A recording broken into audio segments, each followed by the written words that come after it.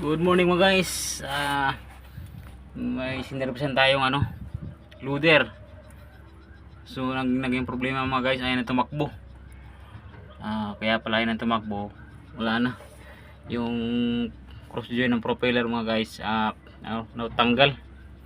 Nasira lang yung mga bearing niya. Kaya ito po mga guys. Kaya lang may malaki tayong problema dahil naputol yung naiwan yung tornilyo sa loob. So ito siya mga guys,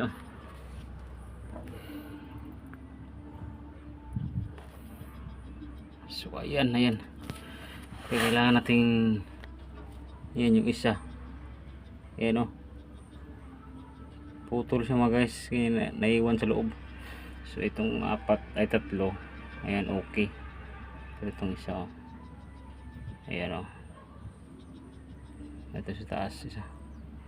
So ito kailangan natin parinahin para matanggal yung isa. So ayan, magdala tayong rechargeable na barina mga guys. So ito ayan, so barinahin lang natin to.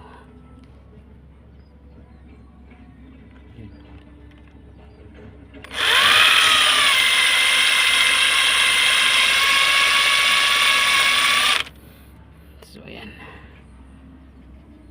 kailangan alisin natin talaga yan. So ayan mga guys, malapit na nating mabutas. So ayan, medyo malalim na siya.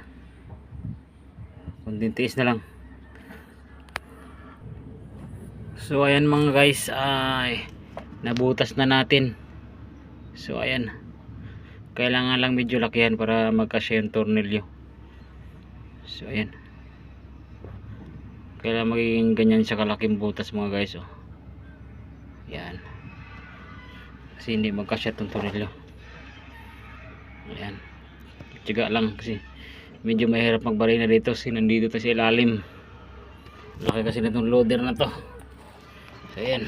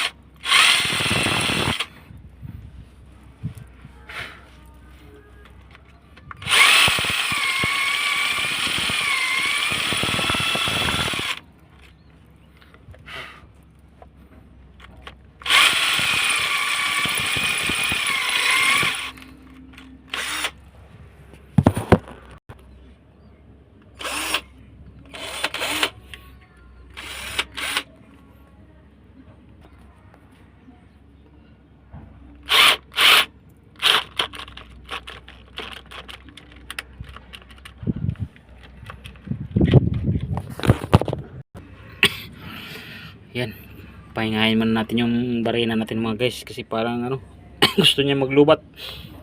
Wala pa naman tayong charger dito, pero ayan na siya, medyo malaki na yung butas niya mga guys. Ayan, dapat ganyan siya kalaki.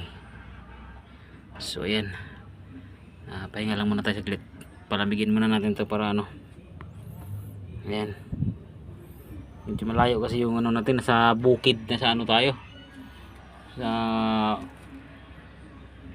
walang saksakan dito na kasi malayo to sa sa bahay.